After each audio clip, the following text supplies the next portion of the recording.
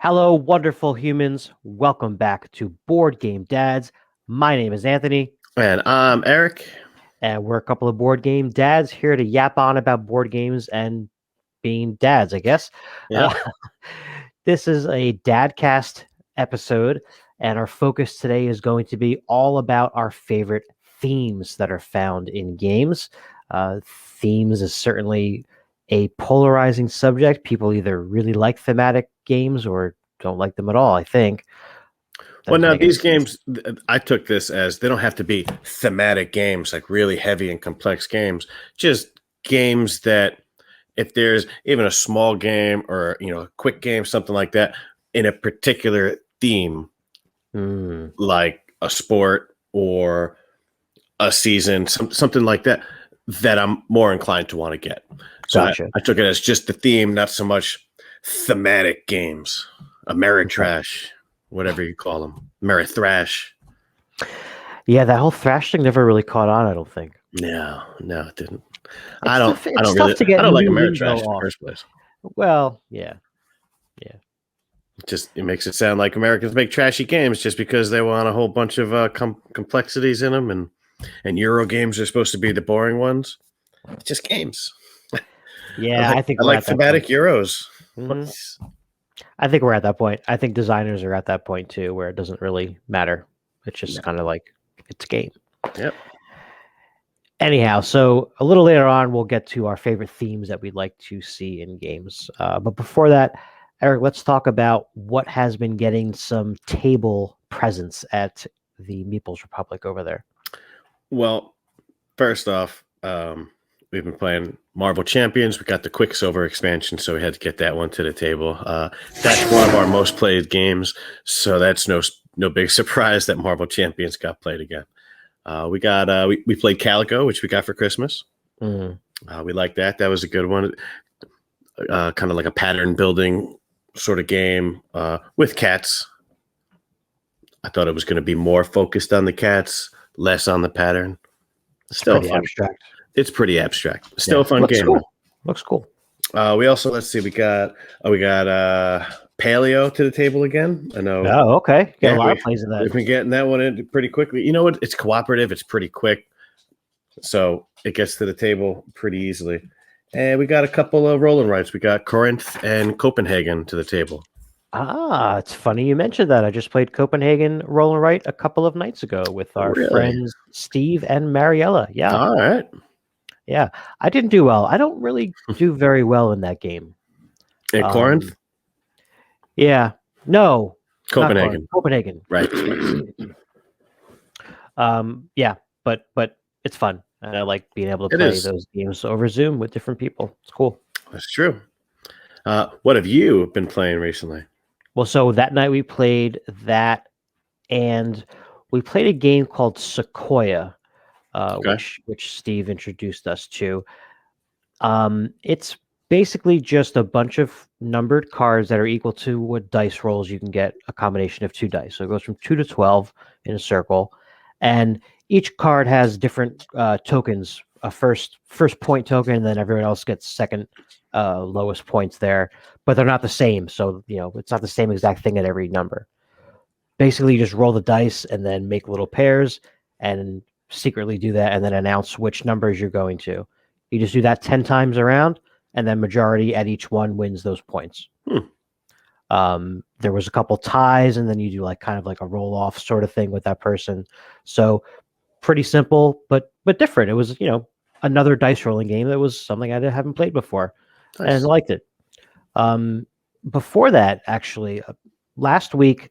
So yeah, I got to say this. So we've played with our friends Steve and Mariella the last 2 Wednesday nights, and so we're trying to make a game like a weekly game night, which is so far in the past at this point. But why not make it? It's a Wednesday night, and we're going to be home anyway, right? So far we got 2 weeks in a row, and the week before we played Sequoia, we played another game that Steve owns, that they own rather. That's the same, I think, publisher. It came in like a 3-pack or something, and it was called Mountain Goats. Again, really simple. Yeah, I hadn't heard of either of these either.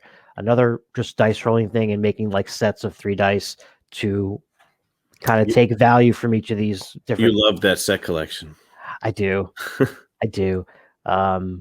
Yeah, even that B game. I finally got my B game, Queens. Right. Very abstract, not a lot of theme about the actual bees, but it's really pretty, and you're collecting sets of colored flowers to make honey. It's pretty cool. Oh, you got an animal over there? Who's Yeah, over here? she keeps coming back in and clickety clacking with their feet on the ground. Get out of here. Go lay down. Go.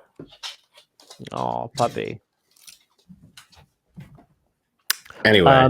So other than that, that night when we played with them a couple nights ago was Lauren and I's 50th day in a row of playing games, at least one game.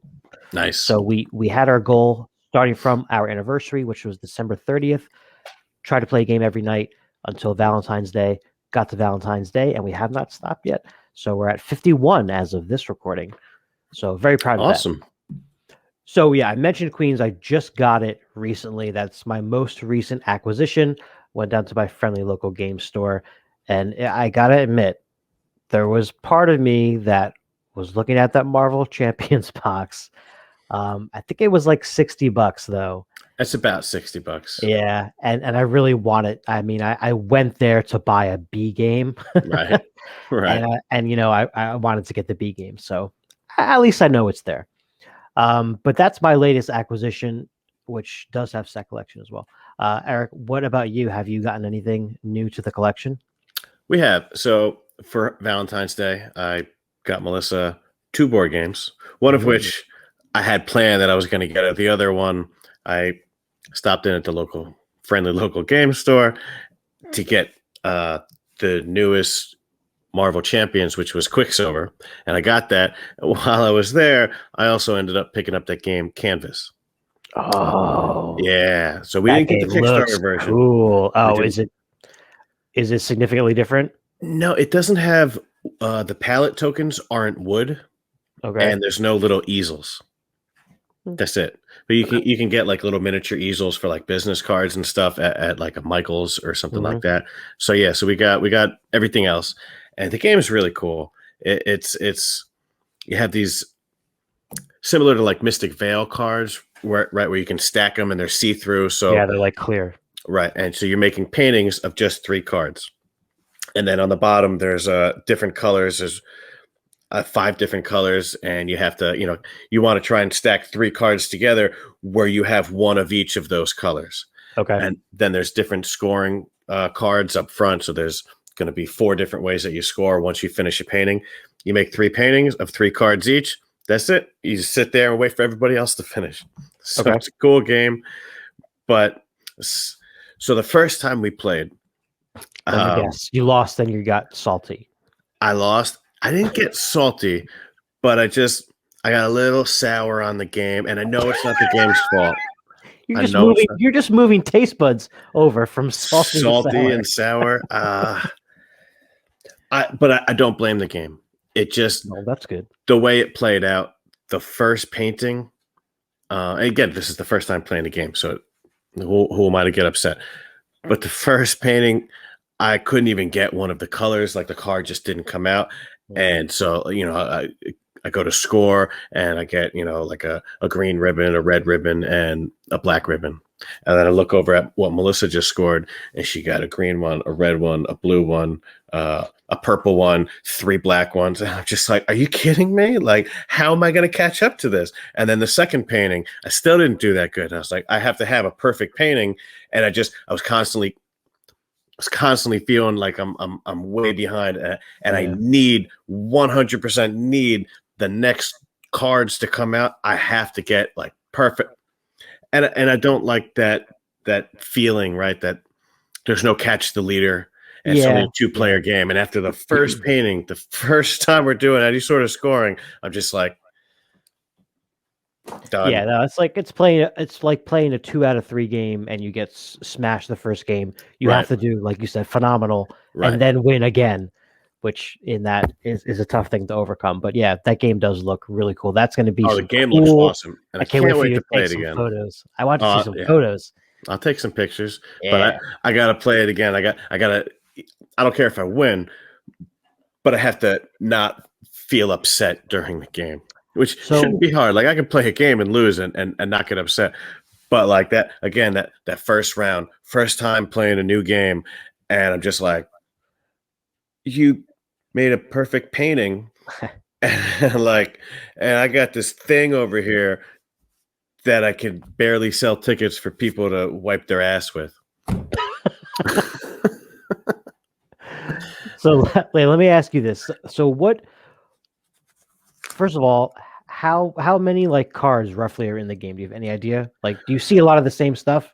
I don't know the number. We've only played once. There is a stack of about this many cards, which Okay. I would say, and they're plastic. So, assuming they're the same thickness as a regular card, which they're similar, somewhere around, I would say 50 or 60, right? Because Okay. the stack feels kind of like a regular deck of cards.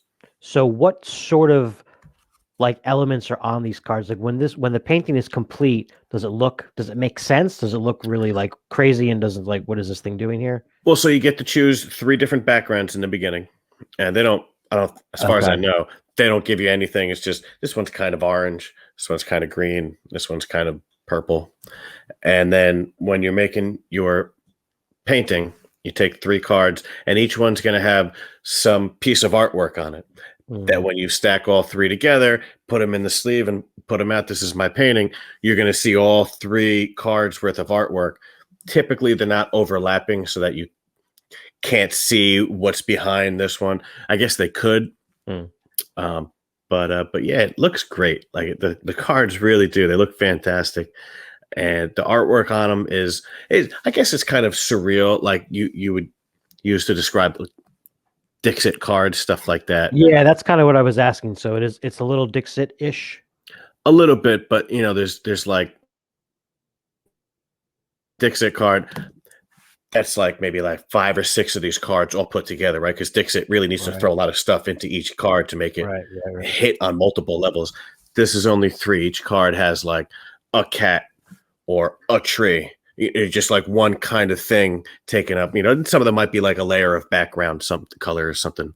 Gotcha. We haven't played with them all yet, and eventually, I'm sure we will. It's got to be super easy to come out with an expansion for this, though, right? Yeah, that's why I asked how many cards.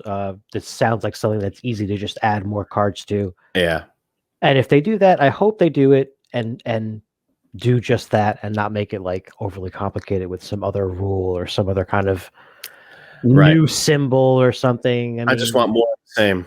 yeah, I yeah. don't want to relearn, a whole new thing, and now I have to read 2 rule books when I haven't played this game for like 6, 7 months, and I got to relearn it. I just want more of the same for an expansion. Yep, yep. Unless I the agree. game sucks, and then I need more of something different. So this is totally different topic here, but I was thinking about you mentioned Kickstarter off camera, and I haven't backed anything in a while. No, that's a lie. I backed the cartographers map expansion things. So there's that. But I don't look at it often. I don't browse Kickstarter very often at all. Right. But I looked at it the other day just to see kind of like what was going on. I like opened 2 or 3 extra tabs or whatever to read what the game was about. I didn't back anything, but there was one that I saw promoted a lot on, I guess, Instagram mostly, and that was Fish and Chips, right? You saw that too? Yeah, I've seen that all over the place. They And canceled the campaign. really, They just I did they not hear that. paused it. Okay. No, they I, canceled it. I was gonna say I've seen a lot of people posting about this on social media. I feel like they're doing a pretty good job getting the word out about it. Yeah, yeah, I agree. That's Um, weird that it got canceled though. so that the guy said, I'm paraphrasing here, but it was something like he he wanted to redo like the funding levels or what was included in levels or something. Kickstarter doesn't let you, from what I understand, go back and easily edit Hmm. that stuff. So he could have added new levels and he said it just would have been really confusing. So he wanted to just start from scratch. So he apologized and all that stuff, but he had X amount of 100 and something backers, I think. So he was excited about that. But that one it kind of stuck with me because it was one that I was like, this I like ocean stuff. Looks like a Right. pretty Right. light card game. It was like 25, $30 maybe. It's cool, but yeah. So that happened. I thought that was interesting. Yeah, that looked interesting. I didn't back it. I didn't really look too much into it. I try not to back games because they look interesting. I try to back games when they look awesome. Like I have to have this game. So the game that I have backed recently, and I was very excited about this. I've been watching the Dice Tower for a long time, and you know where I'm going with this one. Dan and Cora, I love their videos. She's adorable. They decided during quarantine that as like a homeschooling project, they were going to make themselves a board game and use math and English and or language, I don't know, literature, whatever subjects in order to have her, stay active and learn stuff. And they made a board game. And it really took hold, and they got an artist to actually take some of these drawings that Cora made, and kids from all over the world too, not just her. Yeah.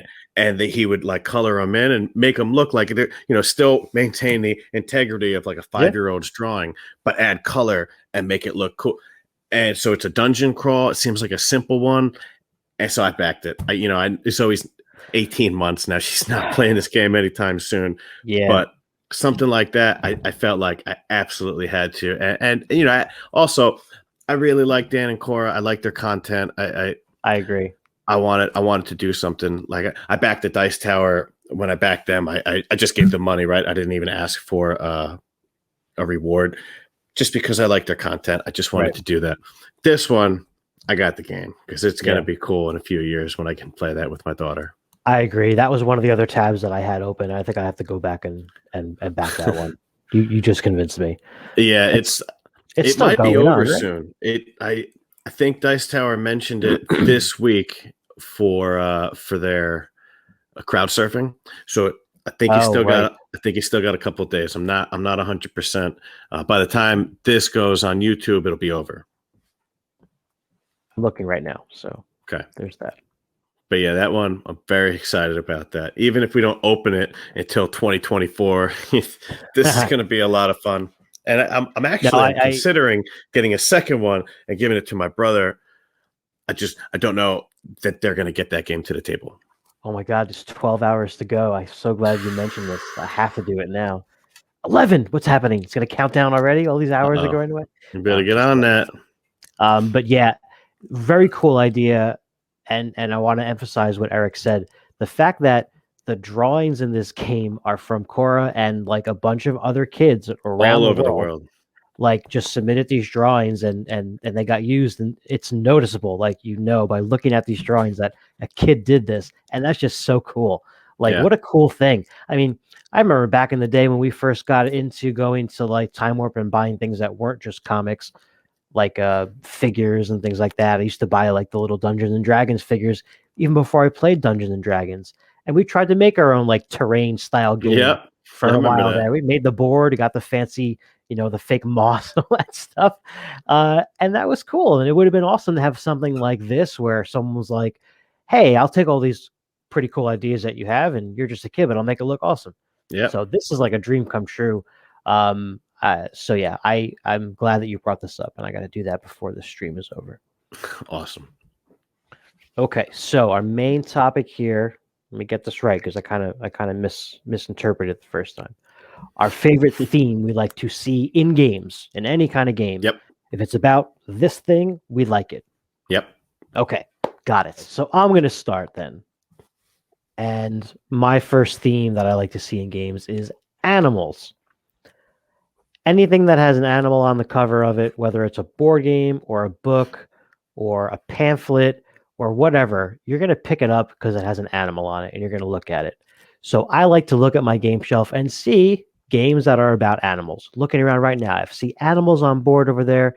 New York Zoo, Survive has animals in it. Hanga has animals in it. That's 4 games right in a row that are on my shelf together.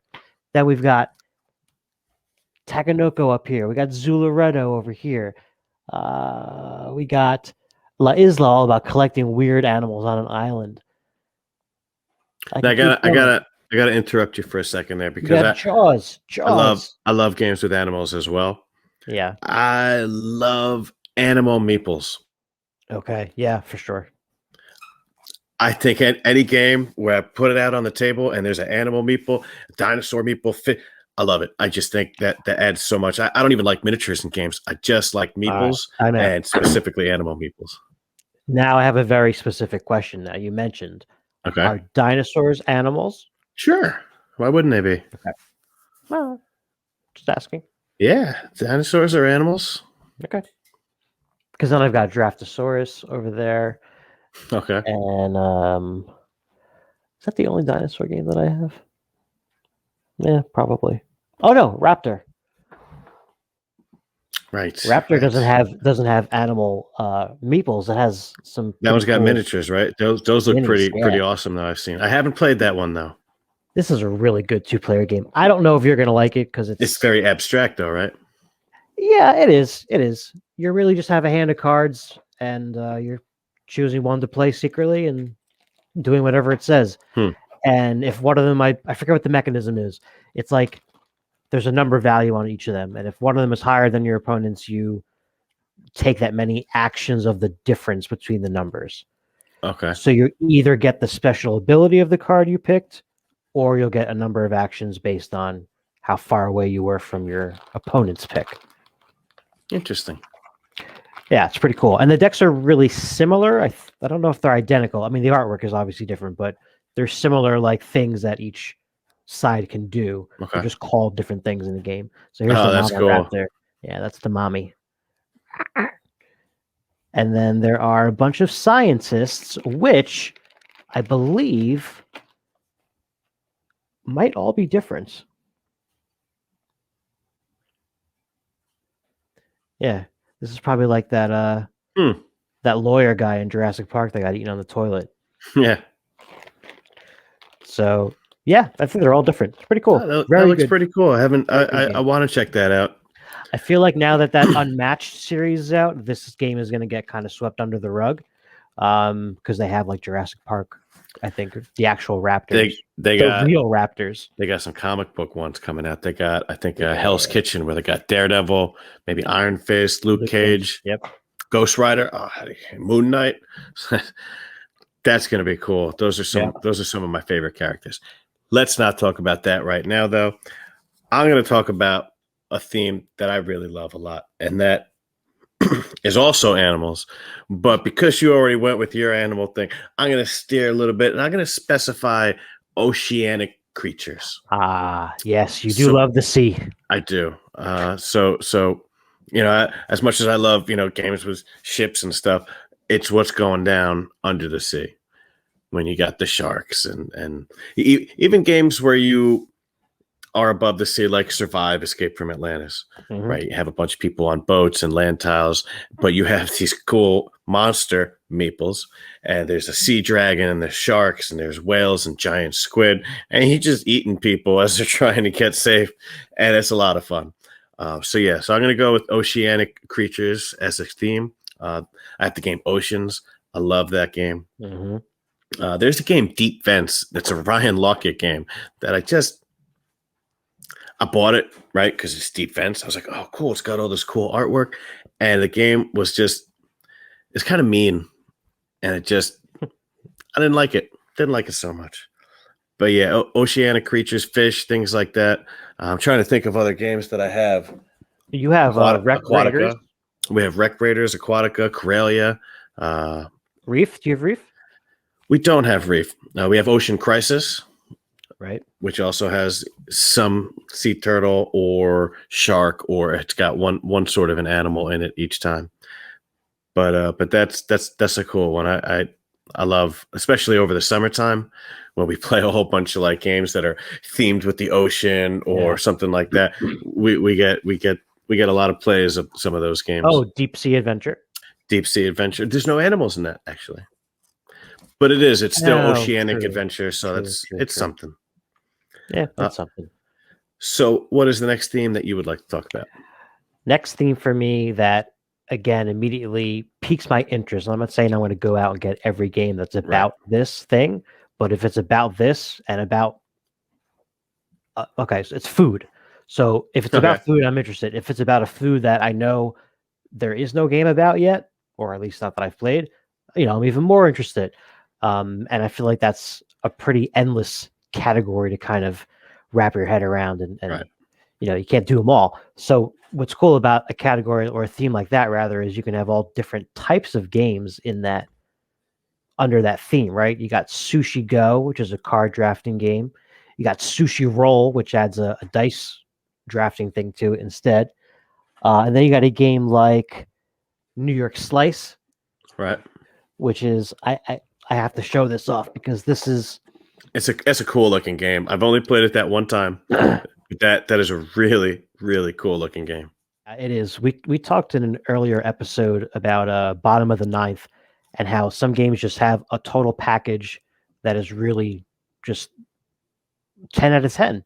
And this is like that too. It comes in a Yeah, pizza box. It opens like a pizza box. Look at this. Like it's attached. That's how it opens. that's Just cool. that's just the box. The rules is like a menu. I mean, literally, if I hold this like this, you do not know that this is a rule book Oh no, to a that board game. definitely looks like a There's no menu. way. There's no way. And I mean, even the inside is still it's laid out that way too. The pizza slices are all different types, and the artwork is pretty realistic overall. Nice, chunky, thick slices there. Ah, man, such a Yeah, cool game. that's a great production. It's got the I split you choose, which is not in a lot of games, but we're getting off topic there. Food. So besides the pizza, yeah, what else we We got? have Burger Up. Burger Up. We've had our eyes on that game Foodies for a little while. Haven't pulled the trigger. Probably Mm. will eventually, but that's another cool looking game. Would you ever play that food chain magnate game? I mean, I don't want to say no. Yeah, It seems like the kind of game that I wouldn't enjoy. Like there's a whole yeah, lot of learning for the kind of game that's not really my style. right. But in the right situation, I'm not going to say no. I'll check it out. But no, I have zero intention of seeking that out and wanting to Yeah, play it. it's long for what I hear. Yeah, I don't. I'd rather play a whole bunch of other games that I've never played before playing that one. Agreed. All right, Yep. so that's my food pick. What's your second theme? So my next theme that I really, really like in games, and this one was tough to narrow down exactly what I like. So I'm going to sort of say two themes, but I'm going to stick with exploration. I Uh-huh. really, really like exploration, specifically when I'm exploring, trying to find treasure. But it doesn't have to be just about treasure hunting. Any kind of exploration where you can find some sort of new location or some new event happens, or all of a sudden you have this scenario where you're face to face with an animal. Just that hidden that secret mystery of what's around the bend over here. Right, Mostly in nature, right? I don't want to spend a lot of time playing an exploration game where I'm I don't know, walking around a building. right. It's just it's not the same. It's really it's exploration like Indiana Jones style. If you can give me Indiana Jones in a box, that's my favorite theme. There is that. What is that game called? That basically is like that. There's two of Is them, that I The think. Adventurers? Yeah. I You have that? haven't played that. I haven't. Oh, okay. I know Tom Vassell has talked about that. It seems like a fun game, but it also seems more like a children's game. So I wouldn't necessarily call that Indiana Jones in a box. I want a little bit more of a little bit more meat on the game. Not too Gotcha. much, Gotcha. but Some yeah, that set collection, perhaps. as long as it's not the main theme, I'll take it. Okay. I don't hate set collection. I don't want to get a game that the main mechanism is set collection. Then it's just like I might as well just play gin rummy, right? Yeah, I guess. More or less. But yeah, so exploration, flipping over a new tile to see what this new area has to bring. Mm. I love it. I have that in a lot of games. Seventh Continent has that. Um, Lost That Ruins of said, you said Arnak that's sort of has that. one of your favorite parts of Robinson Crusoe is the exploration part, right? Right. So speaking of Robinson Crusoe, now this is a little out of turn, but I did want to mention that survival is an honorable mention for one of my favorite themes. Okay. We talked about that in a previous video. We talked about Robinson Crusoe Day and a whole bunch of Mhm. survival games. So that was the easy one for me to like just forget about and focus on 3 different ones. So that's my second theme that I wanted to talk about. What do you got coming up next for us? All right. So this also was part of my disgruntled original reaction to your nature pick because I'm going with plants here, flower plant games. Okay. That's something that I enjoy anyway. I like gardening. I like to have some house plants around. It's fun. You like that stuff too. You I always do. had I do. a good garden spread and stuff like that. So it's cool to see games that are about that. And these range from very abstract, right, to Yeah. some thematic ones. I'm thinking specifically about photosynthesis, which is abstracty because you're just placing things, but there's enough theme in that game that it makes sense that it's about trees. I mean, Yeah. And that the game is sunlight angle and the planting. mean. Oh yeah. Well, hey, nature's mean. That's true. Stealing sunshine from everybody. But yeah, so like a mean game like that with a lot going on, and then you have a game like Tussie Mussy, which is about flowers. That's like 16 cards, so it's like this big. Never played that one. Mm. Bosque is another game about trees. And I got to tell you, when you have a game that's got 3D trees that are colorful, fantastic table presence. It doesn't matter Yeah. that photosynthesis is a little bit mean, specifically in a 2-player game. I'm going to put my plant, I'm going to put my tree here. Oh, you're going to go right there? I'm going to put mine right here, and I'm going to take your sun. But when you look on the board and you see all these different colored trees, it looks awesome. Yeah. Like I said, really, really nice table presence with games like that. A lot of these plants games specifically have just fantastic artwork. I just played a little Flower Shop. What else? Herbaceous is a really nice looking game. I feel like I'm missing something. Oh yeah, Blossoms is over there. Yeah, there's a lot. There's a lot. Succulent, another game I don't have, but I heard is really good. I've seen that one. It looks cool. I haven't played it yet. Yeah. All right, so that's my last one. What are you wrapping up with? All right, so I'm gonna wrap this up with superheroes. Yeah. I love superheroes. I love Marvel superheroes. I love DC superheroes. I like some Image or Vertigo or whatever the independent comic books. Invincible's another one. There's not a lot of games with them. Hellboy, right. There's a game. I haven't played that one. But specifically Marvel and DC. Overpower, I've talked about how Overpower is one of the first games that I've played. I guess in the modern board, we used to play a game called Spellfire, and it was a lot of fun. But then we found Overpower, and it was a lot of fun, and it was superheroes. Mm-hmm. So that game, I have a lot of fond memories with that one. HeroClix, I started buying before I started buying board games, so I would say that one's a little bit closer in terms of the kind of game that really got me into this hobby. Sure. But now that we're in the hobby, Marvel Champions, we have 5-Minute Marvel. There's the DC deck building game, Marvel Legendary. I'm sure I'm forgetting some. And there's also a bunch that I've just never played. Dice Masters, we also have a lot of those. And I love it. Some of them are they're not that good, but it's Marvel superheroes. This DC superhero. I want to play it. I want to check it out. This is something that for 30 years of my life, I've been reading comic books and watching TV shows and cartoons and movies and getting excited for this stuff. Action figures. Right. Oh, yeah, absolutely. Action figures. Man, I would go to Eric's house. So, and Eric and his brother is 1 year older, and they were both into this stuff. So they had a finished basement, and that's where we hung out when we went there. That's where the video games were. But I would go down there one day, and there would just be action X-Men and mutants, comic book character action figures everywhere in like these poses, like in mid battle, and like Yep. it was staged so well. It was really fun to play that at your house because you guys were so into it that you put that much effort into it. I that's something that has stuck with me for a long time. Awesome.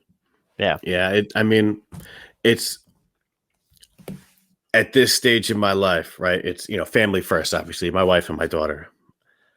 But outside of that, when it comes to, like my hobbies, my interests, it's board games and comic books and board games. Sure, I love sports.